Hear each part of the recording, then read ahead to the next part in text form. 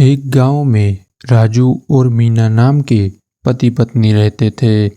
उनका एक सोहन नाम का बेटा था। राजू और मीना खेती किया करते थे और सोहन स्कूल जाता था। राजू अपने खेत में सब्जियों की खेती करता था और मीना उसे पूरे गांव में घूम घूम कर बेचा करती थी। राजू अपने खेतों में सब्जियां उगाने के लिए कोई भी रासायनिक खाद या फिर कोई भी केमिकल का यूज़ नहीं करता था। वो हमेशा अपने खेतों में कुदरती खाद डालता था और ऑर्गेनिक तरीके से ही सारी सब्जियां उगाता था। इसलिए उसकी बनाई हुई सब्जियां बहुत अच्छी होती थी और बहुत जल्दी बिक जाती थी। उसके उलट उनके पड़ोस में रामलाल और उसकी पत्नी सीमा रहते थे। वो लोग बड़े ही लालची थे। रामलाल भी सब्जियों की खेती किया करता था, पर वो अपने खेतों में रासायनिक खाद डाला करता था और सब्जियां जल्दी उग जाए इसलिए इंजेक्शन भी लगाता था।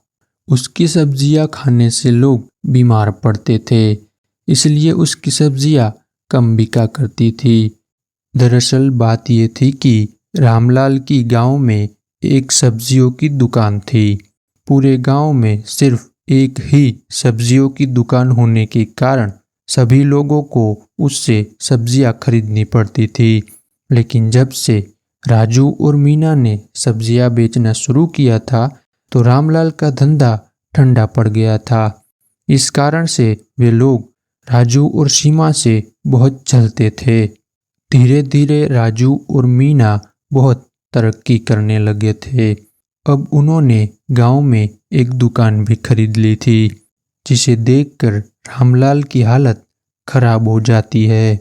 एक दिन सीमा अपने पति रामलाल से कहती है, सुनिए जी, ये राजू और मीना तो सब्जियां बेच बेच कर बहुत अमीर होते जा रहे हैं।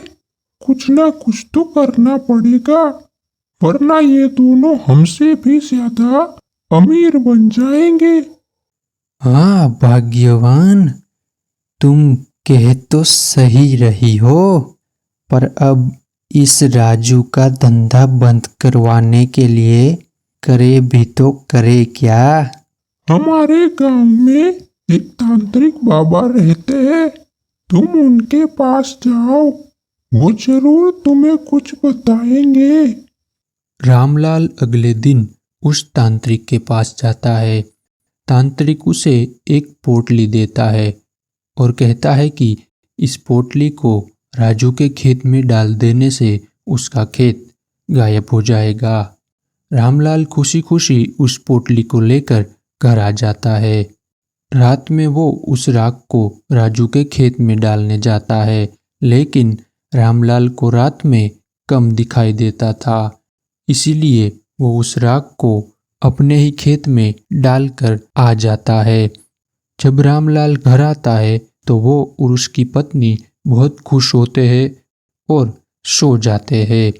अगले दिन जब वे दोनों खेत पे जाते हैं तो चौंक जाते हैं, क्योंकि राजू और मीना का खेत तो सही सलामत था, लेकिन रामलाल और सीमा का खेत राख हो चुका था। आखिर में वो दोनों अपने किए पर बहुत पछताते हैं और दुखी होते हैं। और दूसरी तरफ राजू और मीना सब्जियां बेचकर खूब अमीर हो जाते हैं और सबकी मदद किया करते हैं। इस कहानी से हमें ये शिक्षा मिलती है कि जो दूसरों का बुरा करने जाते हैं उनके साथ खुद बुरा होता है, अर्थात जो दूसरों के लिए गड्ढा खोदता है वो उस गड्ढे में खुद गिर जाता है।